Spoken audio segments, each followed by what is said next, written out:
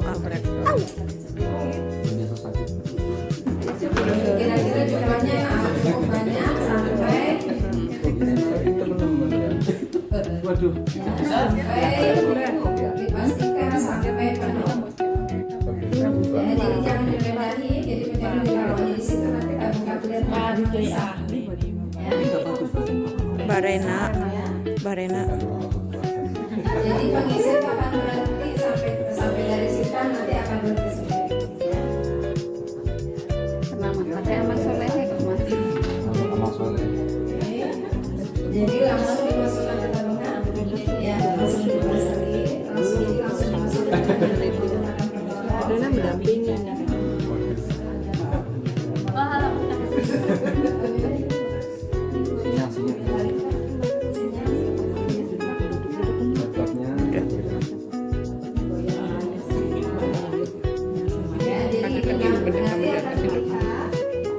Perbedaan antara kontrol dan biasa warna coklat, ya. Kalau antara manusia menjadi warna coklat, ya. Waduh, berarti kalau coklat Berarti bukan darah biru. bukan darah biru. Ya, pandunya. Jadi dipastikan, ya. Jadi kebersihan mungkin sesuai dengan standar-standar pengelolaan secara legalis.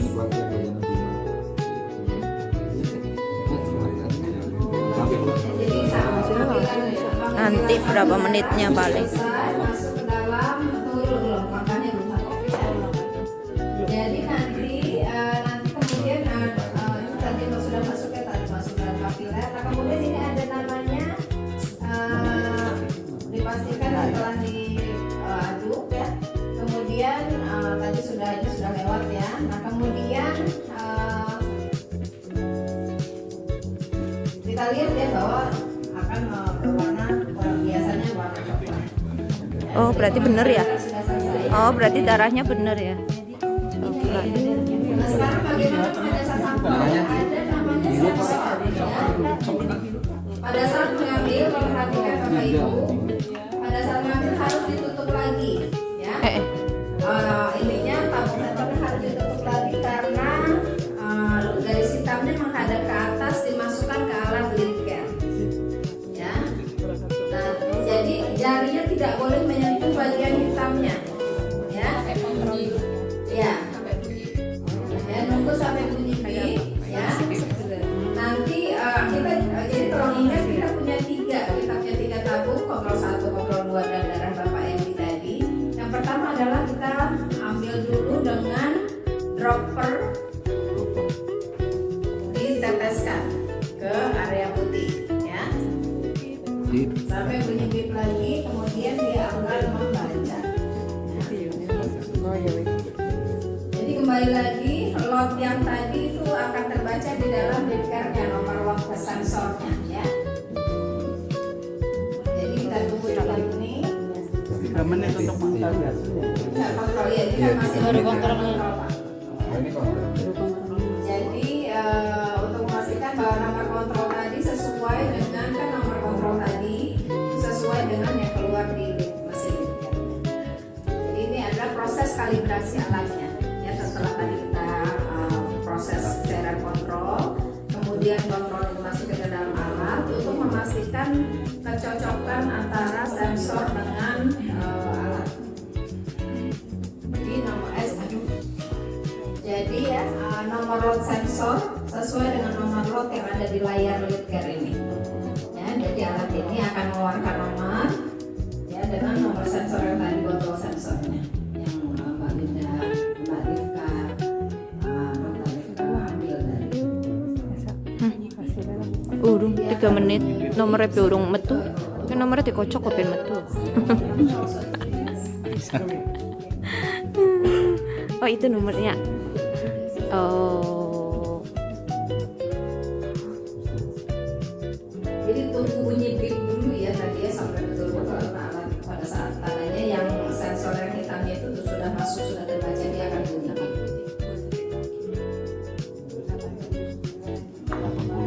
3 menit kok berasa lama ya? Iya.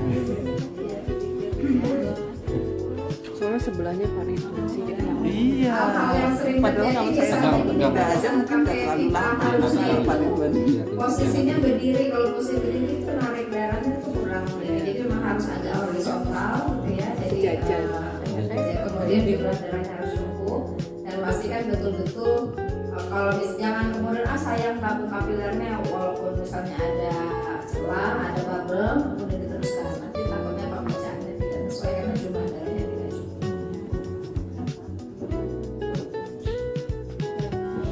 Darah bangsawan atau darah Saya darah biru. Ini baca nomornya berapa? 13? Di atas 10. Masuk kontrol. Masih kontrol. Masih kontrol. Kalau saya 18 nanti pakainya kan antara Jadi itu 18. sesuai dengan nomor sensornya ya. Tabung kontrolnya ya. Kontrolnya 13. Ya. Berarti kontrolnya benar. Ya.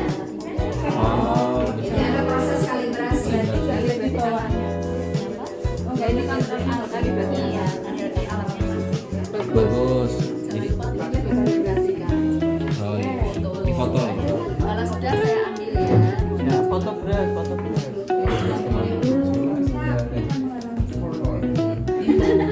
Oke. Jadi jangan lupa ibu-ibu harus sudah membawa notes ya karena alat ini tidak merekam. Harus langsung dicatat ya. Merekam. Nah, jadi harus segera ditulis hasilnya ya.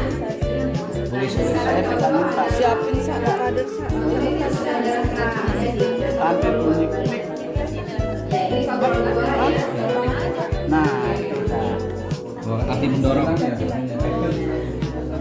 Jadi berapa banyak dokter Linda mengambil ke droppernya itu kurang lebih 1 cm ya. 1 cm jumlah cairan baik kontrol maupun darah yang akan diteteskan ya. Jadi kalau ibu-ibu dan bapak-bapak lihat bahwa tidak ada cairan yang akan nempel ke alat ya. Jadi cairan itu akan nempel ke sensornya sehingga pastikan menetes cairan kontrol dan darahnya nggak beber-beber karena nanti akan mengkontaminasi alatnya ya. Kenapa harus 2? Nanti 13 ya. Kalau yang ini 81. Ya karena jadi tadi karena yang diterima itu sudah 1 jam 10 anak kemarin jadi sambal di jadwal. darah ini bisa bertahan sampai 20 jam. Darah dari dikit dan itu ada heparinnya yang untuk pada saat mengambil darah sampel. Jadi bisa digunakan dan di dalam segera dikeluarkan begitu hasil keluar. Jadi begitu hasil keluar boleh difoto, boleh dicatat. Biasa kalau foto lebih lama kan, karena nantinya keluhannya tidak. apa? Jadi harus baik bisa dicatat langsung atau tidak. Berarti pas. Dulu saya kayak gitu. Nomor 2 ya, nomor sensornya. Nomor sensornya harus sesuai. Saya tahu Pak Sofan semangat banget karena pengen tahu kandungan timbal saya itu berapa.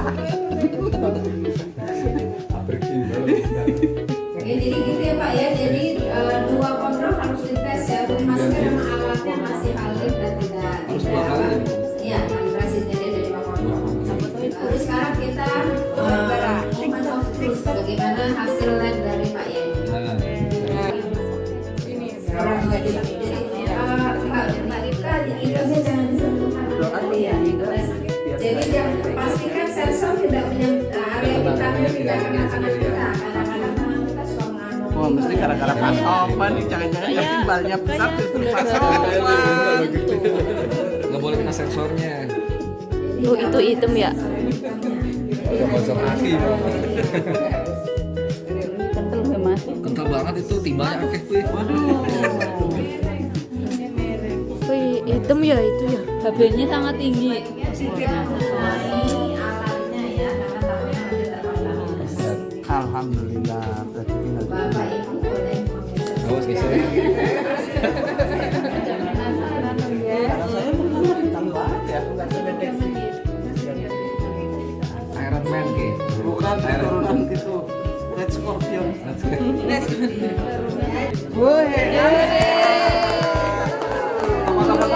Foto sama Bunda nih.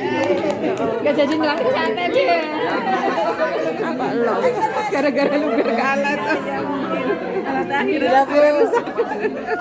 Saya foto sama Bu Biko. Gara-gara lu kayaknya.